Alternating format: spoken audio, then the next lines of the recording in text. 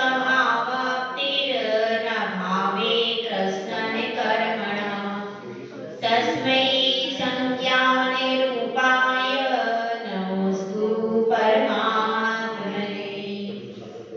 पंच परमेश्वरी भगवान की जय।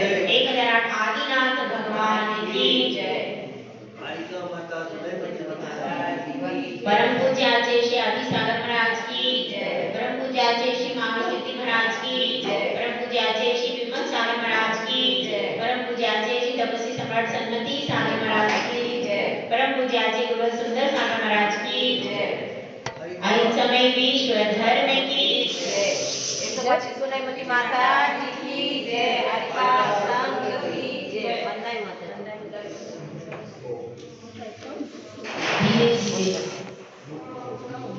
धन्य भी अपने पूरे रूप में प्रकट हो रही है और यहाँ पर आचार्य श्री का अध्यात्म भी अपने पूरे रूप को धारण करके धीरे धीरे हमारे समक्ष आ रहा है। अब जो वह भंवरा जो कि यहाँ कलिंदिरा से गया था गुरु के पास में और गुरु के चरण पाद पद्म के पराग का रसिक हो गया है, भंवर हो गया है, वहीं पर रहता है।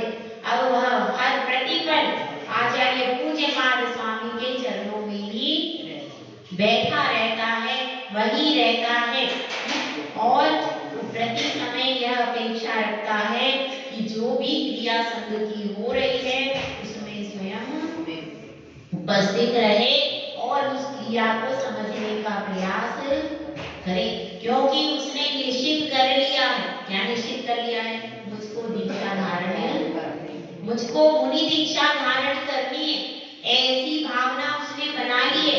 इसीलिए संघ में जब क्रियाएं होती हैं तो उन्हें प्रतिक्रमण आदि क्रियाओं को वह सुनता है और सीखने का प्रयास करता है, क्योंकि भविष्य में उसको क्या बनना है? मुनि बनना है। तो इसलिए जो मुनि बनेगा उसको अपनी क्रियाएं व्यवस्थित आनी चाहिए। इसीलिए प्रतिक्रमण है, प्रत्याख्यान है, 10 भक्तियां हैं आदि जो भी मुनि के योग्य क्रिया, ये सब किसके योग्य क्रियाएं हैं? मुनि के योग्य। मुनि के योग्य जो ज्ञान ध्यान तप की क्रियाएं हैं उन क्रियाओं में विशेष जागृत रहता है और सीखने का प्रयास करता है, ताकि जब मैं मुनि बनूं तो मुझको सीखने में ज्यादा समय नहीं चला जाए, मेरा पूरा समय ध्यान और अध्ययन में लगे और मैं आगे आगे अपनी आत्मा के मार्ग पर अनुसरण करता रहूं। ऐसी भावना से वह गुरु से पूछता है कि इस संसार में बहुत अंधकार है गुरुदेव, बड़ा अंधकार इस संसार में है। विषय भोगों का महान अंधकार है, कषायों का महान अंधकार है। तो इस पूरे, लेकिन आश्चर्य की बात यह है कि इस अंधकार में भी ये जीव निरंतर दिन रात दौड़ते रहते हैं।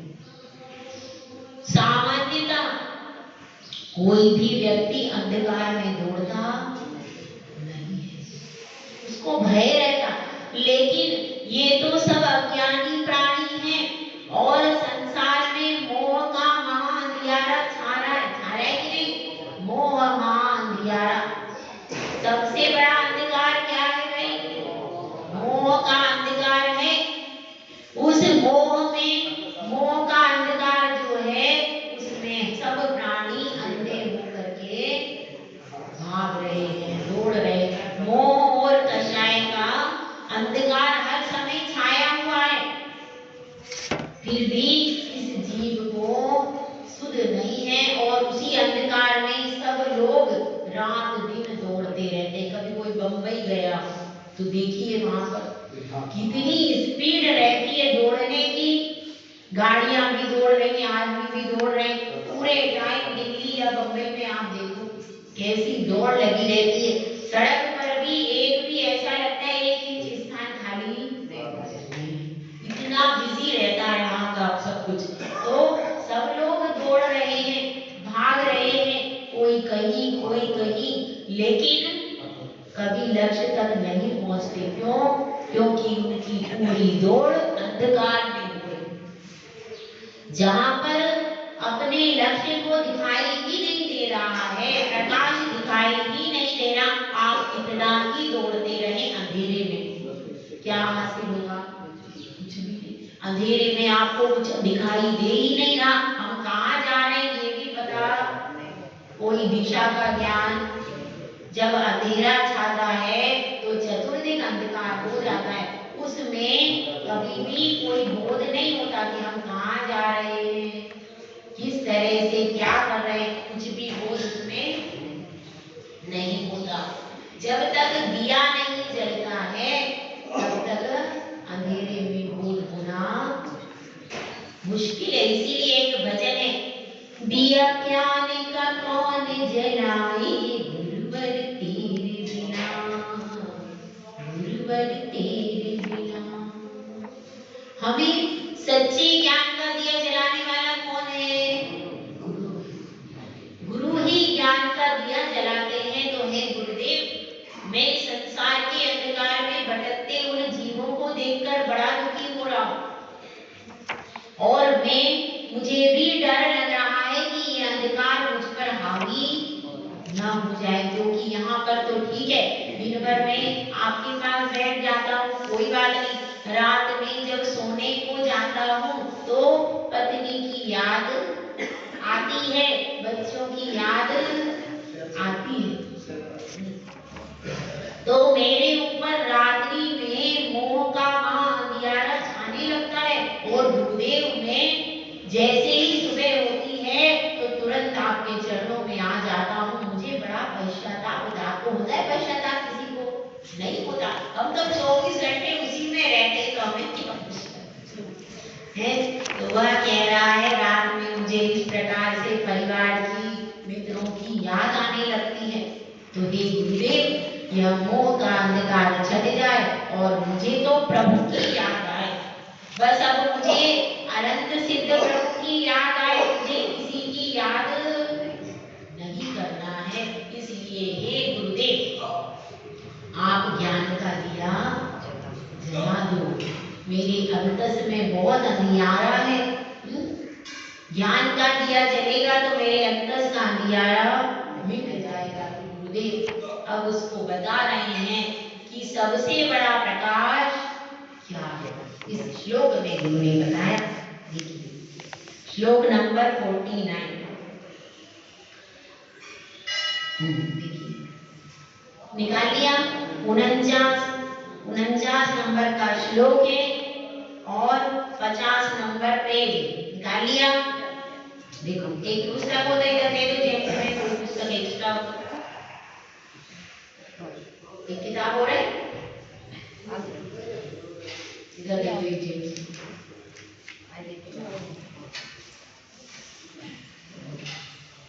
देख लो। 49 नंबर का 49 नंबर का श्लोक। ये 49 और 49 में बड़ा कंफ्यूजन होता है। 49 और 49 हम इसलिए इसको 49 बोल देते हैं, तो एक में कम 50 के साथ जम जाता है। चलिए, अविद्या विदुरम ज्योति, मिल गया? अविद्या विदुरम ज्योति, अविद्या विदुरम ज्योति, परम ज्ञानमयं महत्, परम ज्ञानमयं महत्, तत्प्रष्टव्यं तदेष्टव्यं, तत्प्रष्टव्यं तदेष्टव्यं, तद्द्रष्टव्यं मुमुक्षुभिः, तद्द्रष्टव्यं मुमुक्षुभिः। यहाँ पर बताया है कि सबसे बड़ा प्रकाश का पुंज क्या है।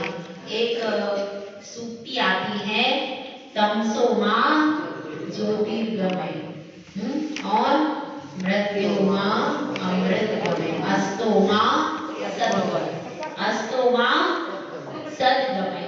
असत्य से मैं सत्य की ओर जाऊं और तमसो मां ज्योतिर्गमय, अंधकार से मैं प्रकाश की ओर जाऊं और क्या करूं? मृत्युमा अमृतगमय, और मृत्यु से अमरत्व की ओर चलो।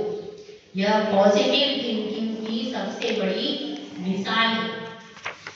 पॉजिटिव थिंकिंग कोई आज का सब्जेक्ट नहीं है, अनादिकाल से हमारे गुरुओं ने उसको लिखा है, लेकिन हम उसको जान नहीं पाए। कहते हैं अंधकार से कहां पर चलो, तमसो मां ज्योतिर्गमय। यहाँ पर उसी ज्योति की चर्चा चल रही है। वह ज्योति जो कि अंधकार को हटा करके प्रकट होती है। एक कमरे में अंधेरा होता है तो हम क्या जला लेते हैं भाई? दीपक को जलाते हैं और प्रकाश हो जाता है, सब कुछ ज्योतिर्मान हो जाता है। इसी प्रकार से यहाँ पर बात चल रही है। बाहर के दीपक तो बहुत जलाए हमने, जरा सा अंधेरा हमको सहन नहीं होता। किसी के घर में थोड़ा भी अंधेरा होता है तो वह तुरंत क्या करता है? लाइट, अब तो लाइट आ गई, तुरंत लाइट को जलाता है कि नहीं? जलाता। कभी आप रात भर अंधेरे में रहते हो क्या? नहीं रहते। जब तक आपकी आंखें खुली हैं तब तक कोई भी अंधकार में, अंधकार में रहना किसी जीव को पसंद। कल्पना कीजिए पूरा जीवन अंधकार में ही हो तो कैसा रहेगा? वे नारकी कहा के महातप प्रभा वाले सातवें नरक के, सातवें नरक के महातप प्रभा वाले नारकी, जहां पर गाढ़ अंधकार है, बिल्कुल काला अंधकार है। कहां पर? सातवें पृथ्वी। वहां पर वो नारकी कितने सागर तक गाढ़ अंधकार में रहते भाई?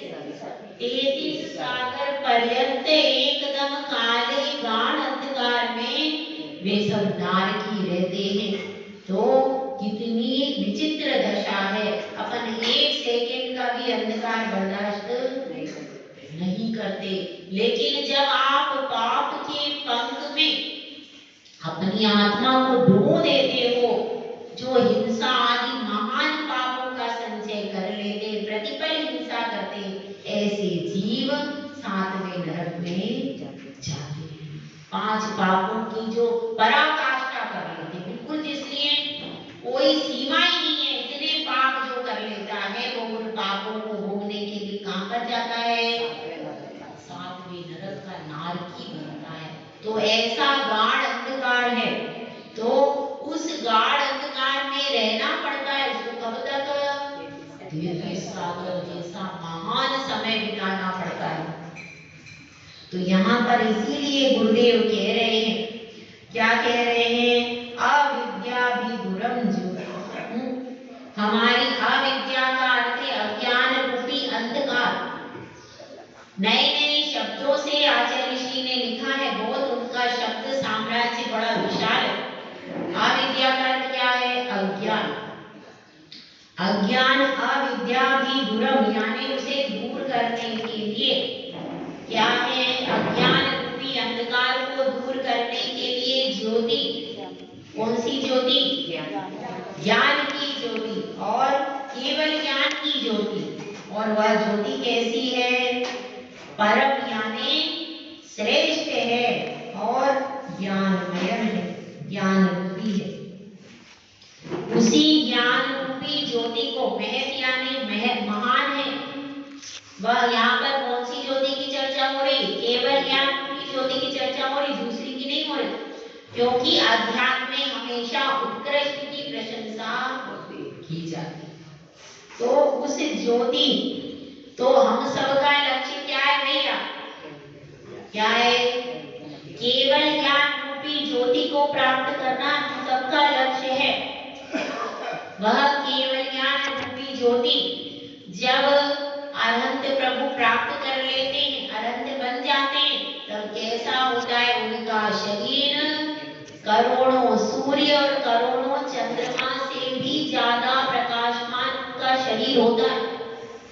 लेकिन फिर भी इतनी सौम्यता होती है कि सब जीव उनको नजर भर करके देख लेते हैं, उनकी आंखों में कोई तकलीफ नहीं होती। और जैसे चंद्रमा को हम आंख भर के देखते हैं कि नहीं? देख लेंगे, तब आंखों को झपकाने की जरूरत और सूर्य को नहीं देख सकते। इसी प्रकार से चंद्रमा से भी अधिक सौम्यता उनमें है और सूर्य से ज्यादा तेज है, फिर भी हम उसमें देख रहे। ये तो शरीर का तेज है, केवल ज्ञान रूपी ज्योति का तो और भी ज्यादा महान तेज है। यानी आपने एक बार केवल ज्ञान रूपी ज्योति अपनी आत्मा में जगा ली तो उस ज्योति के प्रकाश से शरीर भी दिव्य बन जाता है, प्रकाशमान हो जाता है। पुरुषार्थ तो उन्होंने अंतरंग की ज्योति को जगाने का किया, लेकिन उसके प्रभाव से शरीर भी ज्योति का एक महान पुंज बन गया। कैसे बन गया? इसीलिए कहते हैं कि अंतस में ज्ञान की धारा को प्रवाहित कीजिए। अगर आपके अंतस में ज्ञान की धारा है तो अपने आप धीरे धीरे यह शरीर भी दिव्य बनते देर नहीं लगेगी। अंतस में ज्ञान की धारा बहती है सम्यक दृष्टि जीव के, तो उसका रिजर्वेशन हो जाता है वैमानिक देहों में, और फिर वैमानिक देहों में शरीर की विशेष कांति युक्त होता है शरीर। इसके अलावा उसके बाद चौथे गुण स्थान के बाद तो जितने भी सम्यक दृष्टि जीव हैं, व्रत सहित हैं, वो सब ऊपर ही जाते हैं वैमानिक जीव। यदि कब जब वे व्रत सहित मरण करते हैं, तो यदि व्रतों को छोड़ दिया और घर के अंदर आ गए, ऐसे भी जीव होते जिन्होंने प्रतिमा ले ली और फिर भैया हमसे नहीं पल रही तो फिर छोड़ दिया, उनकी बात नहीं। जो प्रतिमा का पालन जिन्होंने जीवन भर किया और अंत समय में समाधि मरण किया, ऐसे जीव फिर ऊपर दिव्य शरीरम च लभ्यन्ते। ऐसा कहाँ आया भाई? रत्नगंध शावकाचार्य में आप देख लेना, उसमें स्पष्ट लिखा है अष्टगुण पुष्टि तुष्टा, पूरा श्लोक दिया है, उसमें बताया है दिव्य शरीरम च लभ्यन्ते। वहां पर दिव्य शरीर को पाते हैं ऐसे जीव जो व्रतों का, नियमों का निरतिचार पालन करने में प्रवृत्ति रखते हैं, वे ऊपर जाकर के और दिव्य शरीर को पाते हैं। तो जिसने केवल ज्ञान रूपी ज्योति को अपने हृदय में लगा लिया, तो भैया जब भगवान उत्तम हो गया है तो क्या होगा? अब मंदिर भी उत्तम ही होगा। ये देह क्या है? देवालय। देह देवालय है, इसके अंदर आपका आत्मा रूपी परमात्मा है। तो जिसने आत्मा रूपी परमात्मा से कर्मों की रज को दूर कर लिया, अब वह उसका देवालय भी अपने आप व्यवस्थित चेतनमय प्रकाशमय हो जाता है। जैसे आप मंदिर में बहुत सारा प्रकाश करते हो तो क्या होता है? पूरा मंदिर एकदम प्रकाश का पुंज बनता है कि नहीं बनता? इसी तरह से उन्होंने अंतस में केवल ज्ञान रूपी महाज्योति को जगा लिया तो उनकी पूरी देह स्फटिक के समान प्रकाशित हो जाती है। अब क्या बात चल रही है? तद प्रष्टव्यम, यानी उसी के बारे में पूछना चाहिए। जब आप कहीं जाते हो तो प्रश्न करते हो गुरुओं के पास, तो कैसे प्रश्न होना चाहिए कि हम उस केवल ज्ञान रूपी ज्योति को कैसे प्राप्त करें, इसका उपाय बताइए। तद प्रष्टव्यम, तदेष्टव्यम। तदेष्टव्यम का अर्थ क्या है? उसी का क्या करना चाहिए? उसी की वांछा करना चाहिए। तद इष्टम, अच्छा ऐसा है शब्द। तद तत् धन इष्टव्यम, ऐसा शब्द निकलेगा इससे। तत् धन इष्टव्यम, इष्टव्यम शब्द ई का एक हो गया है संयुक्त रूप से। तत् धन इष्टव्यम, वही इष्ट है हमारे लिए, उसी की इच्छा करना चाहिए। इच्छा करो, लेकिन किसकी? केवल ज्ञान को प्राप्त करने की इच्छा करो, भोगों की इच्छा नहीं।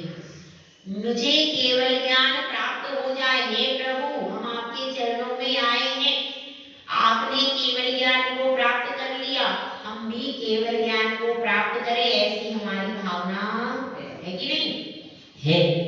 तो केवल ज्ञान रूपी ज्योति को प्राप्त करने की वांछा करना चाहिए और तदेष्टव्यम तद द्रष्टव्यम, उसी को देखने का प्रयास करना चाहिए। कैसे देखेंगे? अपने अनुभव से। अपने अंदर में जो आत्मा है, मेरी आत्मा में भी उतना केवल ज्ञान रूपी प्रकाश है, मुझ में भी ज्ञान है कि नहीं भाई? ज्ञान आप लोगों में जवाब दीजिए, है कि नहीं है? अगर आपको ज्ञान नहीं होता तो आप कुछ भी नहीं जानते। अभी आप जानते हो ना, ये क्या है, ये मंदिर है, ये क्या है, ये भगवान है, तो जानते हो कि नहीं? जानते हो। ज्ञान सबके पास है पर आवरण सहित है। जब आवरण हटता है तो जो केवल ज्ञानी के पास ज्ञान है, वह ज्ञान हमारे पास आ जाता है। तो ज्ञान तो अपने पास है, तो यह केवल ज्ञान रूपी शक्ति का, ये समझ लीजिए कि ये ढका हुआ स्वरूप है। जो केवल ज्ञान रूपी शक्ति है, उसका ढका हुआ स्वरूप हमारे पास है। तो यह सोचिए, ढके हुए स्वरूप में भी लोग डॉक्टर बन जाते हैं, इंजीनियर बन जाते हैं, वकील बन जाते हैं, बड़ी से बड़ी पढ़ाइयां, कब ढका हुआ स्वरूप। तो ये सोचिए कि जो प्रकट होता होगा, जब केवल ज्ञान प्रकट होता होगा, तो उसमें क्या महिमा, उस महिमा का वर्णन शब्दों से हो नहीं सकता। इसीलिए भगवान मौन हो जाते हैं और उनके रोम रोम से ओंकारमय ध्वनि खिलती है। तो इस प्रकार से यहाँ पर इस श्लोक का एक बार और अर्थ देख लेते हैं। यहाँ पर बताया है अविद्याविदुरम ज्योति, वह ज्योति जो कि अज्ञान रूपी अंधकार को दूर करती है, श्रेष्ठ है, उत्तम है और ज्ञानमयी है, महान है। उस ज्योति के बारे में पूछना चाहिए। किससे पूछोगे भाई? जो हमारे साधु हैं। भगवान तो अभी बोलते नहीं है, विदेश क्षेत्र में भगवान से भी पूछा जा सकता है, लेकिन यहाँ पर जो उत्तम साधु हैं, उनसे, निवृत्त साधुओं से उस केवल ज्ञान रूपी ज्योति को प्राप्त करने के लिए पूछना चाहिए और उसको, उसकी ही वांछा, उसकी ही इच्छा करनी चाहिए, उसको ही अपना इष्ट तत्व बनाना चाहिए और उसको देखना चाहिए और उसी का अनुभव करना चाहिए। किसके लिए? किसको करना चाहिए? स्वयं।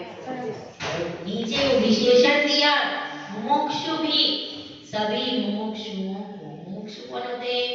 एक मुमुक्षु मंडल होता है, वो मुमुक्षु नहीं।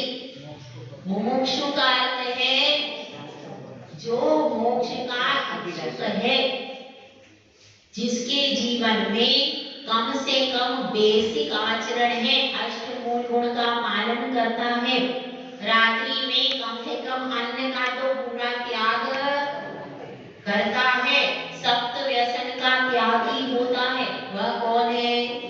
मुमुक्षु। जिसका कोई नियम संयम नहीं है, वो मुमुक्षु नहीं है।